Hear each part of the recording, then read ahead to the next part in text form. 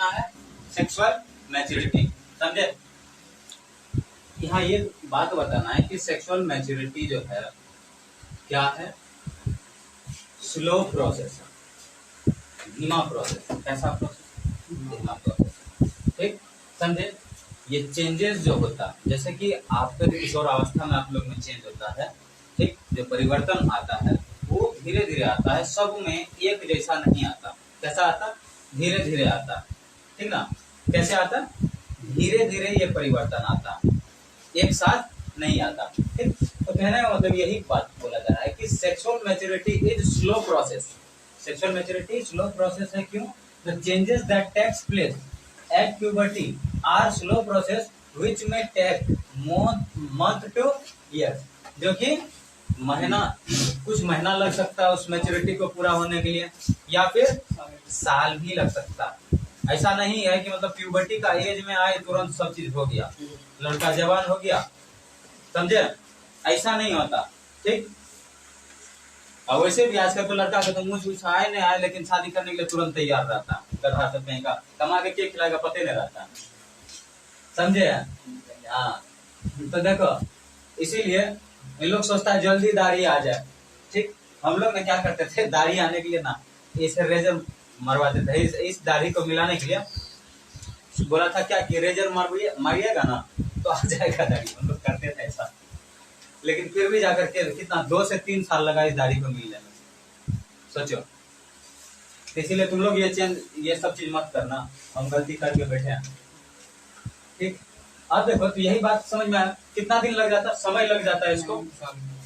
तो ऐसा नहीं कि प्यूबर्टी आने के बाद जितने भी चेंजेस आता है, मतलब तुरंत मुझदारी आ जाएगा, तुरंत तुम जो है तुम्हारा आवाज चेंज हो जाएगा, ऐसा नहीं होता, ठीक। समय लगता है ये सब चीज होने में, ठीक, आया, समय लग जाता है। तो यहाँ पर कहा जाता है it doesn't mean that the changes is uniform. इसका मतलब ये नहीं कि चेंज यूनिफॉर्म है, सामान्य है सब में।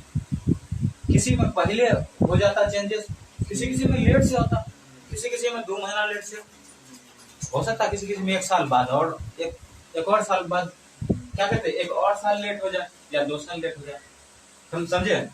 हाँ, मोजदारी नहीं है तो घबराना नहीं, आ ही जाएगा ना कहीं, ठीक, समझे।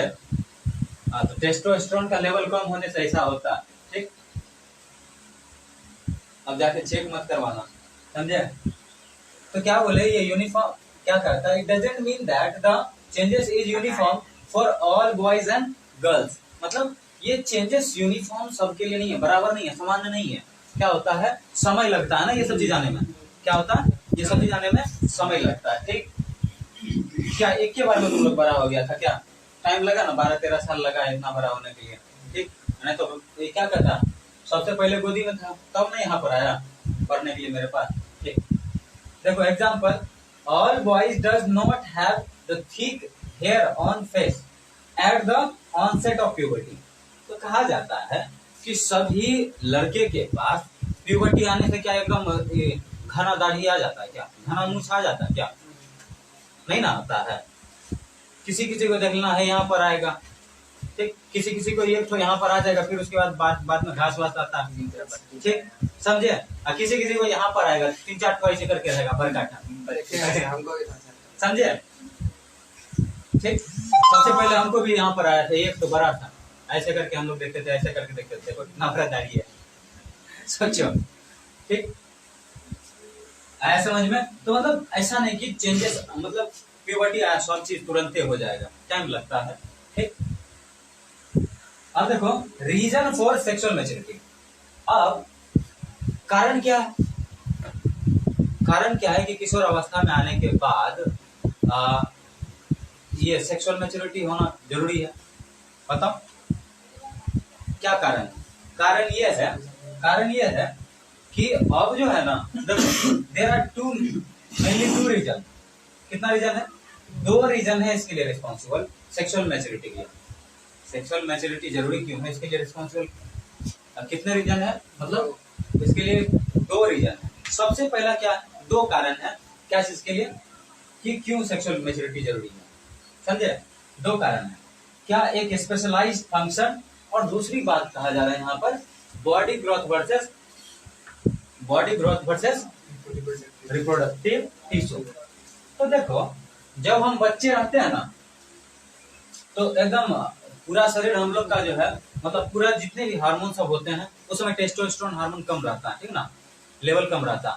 तो क्या होता है जब हम बच्चे रहते हैं तो उस समय हम लोग का शरीर जो है ध्यान देता है क्या चीज पे, मतलब क्या करता है कि हार्मोन सब कहाँ चीज पे ध्यान देता है, बॉडी ग्रोथ पे, समझे। तो मैक्सिमम प्यूबर्टी अटेन करने से पहले हम लोग का बॉडी का जितने हार्मोन्स है, ठीक, न्यूट्रिएंट हो या प्रोटीन हो, सब कहाँ जाता है, हम लोग का ग्रोथ पे मेन क्या कहते हैं फोकस करता है, बॉडी ग्रोथ पे, ठीक ना, शारीरिक वृद्धि पे उस समय फोकस करता है। लेकिन बाद में क्या होता है जैसे हम प्यूबर्टी में आ जाते हैं, किशोर अवस्था में आ जाते हैं, इस समय क्या होता है कि मतलब इस समय अब देखो टेस्टोस्टेरोन निकलने लगेगा बॉयज सब में, और फीमेल में क्या होता है बोलो, फीमेल में प्रोजेस्टेरोन और एस्ट्रोजन निकलने लगता है, ठीक। तो ये क्या होता है कि अब ग्रोथ को यानी कि वृद्धि को दूसरे तरफ मोड़ देता है। अब बोलता है सिर्फ और सिर्फ रिप्रोडक्टिव टिश्यू का ग्रोथ होनी चाहिए, रिप्रोडक्टिव ऑर्गन की ग्रोथ होनी चाहिए, ठीक, समझे। सेकेंडरी सेक्सुअल कैरेक्टर की ग्रोथ होनी चाहिए, मतलब सेकेंडरी सेक्सुअल कैरेक्टर आनी चाहिए। तो ये सब की तरफ वर्क करने लगता और शारीरिक वृद्धि पे कम ध्यान देने लगता, समझे। खा करके तुरंत पढ़ा जाता है क्या, पढ़ा तो वैसे कभी भी नहीं जाता, बुक लेने से तुरंत नींद आ जाता है, ये नेचुरल प्रोसेस है सब। अगर नींद नहीं आ रहा है ना तो किताब ले लो हाथ में, लेकर के ऐसे पढ़, बस खत्म, आधा घंटा में खत्म है, उसके बाद उठा के कहीं फेंक सकते हैं, ऐसा बात है, नेचुरल प्रोसेस हम देखे हैं, ठीक, आया समझ में। तो अब देखो स्पेशलाइज सेल क्या है, तो सभी ऑर्गेनिज्म का क्या होता है रिप्रोडक्शन के लिए कुछ स्पेशलाइज सेल की जरूरी होती है ना, रिप्रोडक्शन प्रोसेस को होने के लिए, ठीक ना, सफलतापूर्वक होने के लिए क्या चाहिए, स्पेशल सेल चाहिए, है कि नहीं रे, ऐसे भूत जैसे खाए देख रहा, बढ़िया देखो, और इधर देख रहा, हमको देख रहा भूत जैसे, ठीक, समझे। स्पेशलाइज सेल क्या है, और ह्यूमन में क्या होता है बताओ, ह्यूमन में स्पर्म होता, और एंजियोस्पर्म प्लांट के बारे में बताए थे तुम लोग को, याद करो, याद करो, बताए थे ना, क्या था वो एंजियोस्पर्म प्लांट। अरे जितने भी फ्लावरिंग प्लांट है सबको एंजियोस्पर्म कहते हैं। फोकटिया खर्चा कर रहा है बाप सबका तुम लोग, फोकटिया खर्चा 100 बार पढ़ा दो तो भी नहीं, इसीलिए तो बोले सब, जब पढ़ने का मन नहीं करे तो मेरे पास आता, क्या कहते हैं, जब मन नहीं लगे तो मेरे पास आ जाओ, खूब मन लगने लगेगा, ठीक। तो स्पेशलाइज सेल क्या है, एंजियोस्पर्म मतलब फ्लावरिंग प्लांट, ये सब क्या मतलब पोलन ग्रेन डेवलप किया था, पोलन ग्रेन क्यों डेवलप किया था, अब बताओ, ऐसे करके दो चीज बताए थे, एक फ्लावर, ठीक, ये फ्लावर हुआ, फिर ये भी एक फ्लावर हुआ, ठीक, बताए थे कि नहीं रहे। मान लो इसमें ये क्या है, ये मेल पार्ट है, ये मेल पार्ट है, ठीक, समझे। तो यहाँ पर ये पोलन ग्रेन बन रहा था, ये एंथोड में पोलन ग्रेन था, गिर रहा था उसका, तब मान लो ये फीमेल पार्ट है, हाँ, तो बीच ऐसे करके, हाँ, ठीक, तो इसमें गिरता था, हाँ, ठीक ना, तो इसको सेल्फ पोलिनेशन कहे थे, और जब यही आउट करके यहाँ पर आ जाता था इसको क्या कह रहे थे, क्रॉस पोलिनेशन कह रहे थे। अगर इसी प्लांट का है, यहाँ फ्लावर है दूसरा, अगर इस पे गिर रहा था तो क्या कर रहे थे इसको, ये भी सेल्फ पोलिनेशन ही था, लेकिन इसको हम क्या बोले थे, इसको ऑटोगेमी, जिटोनोगेमी और जीनोगेमी, राइट, समझ में आया, ये सब बात बताए थे कहियो, ठीक, हाँ। तो हाँ, लेकिन एक तो है विद्यार्थी सबको याद क्या रहता है कि जब पीछे याद दिलाओ ना तो उन लोग को बात है वो हनुमान जी वाला बात है, तो उसका पावर का याद दिलाना पड़ता था कि तुम्हारे पास इतना पावर है ना, तुम समुद्र को लांघ सकता है, तो ऐसे तुम लोग कल भोला बाबा से बुद्धि उद्धि मांगा के नहीं थोड़ा सा, एक को कौआ,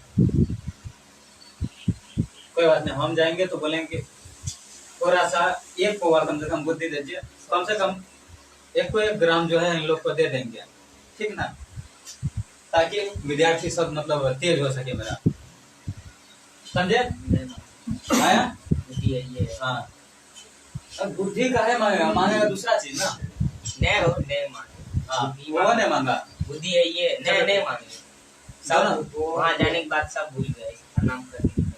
भूल गया। चल, कम से कम ठीक है, मन में तो नहीं था। नहीं पूछ लेता हूँ। ठीक, देखो मन शांत। वैसे भी कल भोलेनाथ कंफ्यूज थे, इतना भीड़ एक साथ में मांगे, अब क्या करेंगे? हाँ वही बात। तो किसी का दान किसी को दे देंगे। ठीक, देखो अब क्या बोले कि एंजियोस्पर्म में पोलन ग्रैंड डेवलप हुआ था। दूसरी बात, human have developed special cell called sperm. तो मैंने ये दो जान लो, क्योंकि इसीलिए बताया हम तुमको, ताकि इससे तुम सीधे समझ जाओगे, है ना। स्पेशल सेल क्या है? स्पर्म है। अब बोलो सर ये तो मेल का है, फीमेल का कहाँ बताया? गधा, ओभा नहीं बताई थे रे, ओभा। ऐसे ओभा क्या है? प्लूरल है, है ना। बहुत बढ़िया बोल रहा है। क्या आदित्य रानी, बहुत बढ़िया बोल रहा है तू। 4 बार अब देखो ओभा को क्या कहते हैं? ये प्लूरल है, इसको ओवम भी कह सकते हैं। अच्छा, ओवम से मनने लगे तो एक कह सकते हैं। हाँ। चलो, लेकिन वो हमें तेज हो रहा है मेरा विद्यार्थी सब, लग रहा है और तेज हो रहा है। ठीक, समझे? तो ये समझ में आया। अब बात क्या है कि बॉडी ग्रोथ वर्सेस रिप्रोडक्टिव। तो यही बात बताए थे कि जब तक प्यूबर्टी नहीं आया तब तक धड़धड़ेले बढ़ जाओ, समझे? तब तक धड़धड़ेले बढ़ जाओ। अगर एक बार प्यूबर्टी आ गया उसके बाद नहीं, बॉडी ग्रोथ होगा, ऐसा नहीं होगा, धीरे धीरे होगा। रिप्रोडक्टिव ऑर्गन, ठीक, रिप्रोडक्टिव पार्ट और रिप्रोडक्टिव टिश्यू का ग्रोथ कंटिन्यू रहेगा। ये सब चीज होना शुरू हो जाएगा, क्योंकि शरीर का ध्यान अब इधर आ गया, समझे? इस चीज पे ज्यादा ध्यान देने लगा। आया? तो अब देखो क्या करते हैं, when an individual is reaching adulthood, adulthood मतलब एडोलेसेंस में आ चुके हो, ठीक ना। तो अब किसी को कोई बोलो कि कैसे हमको पता चले कि एडल्टहुड आ गया है, या फिर मतलब एडोलेसेंट आ गया है, या फिर क्या कहेंगे किशोर अवस्था आ गया हम लोग में। हाँ, नहीं नहीं नहीं, दाढ़ी मूछ नहीं हुआ है। जिस दिन बाबूजी का बात खराब लगने लगे ना, माई जी का बात खराब लगने लगे ना, तो सोच लेना कि हाँ हम में आ चुका है कुछ, समझे?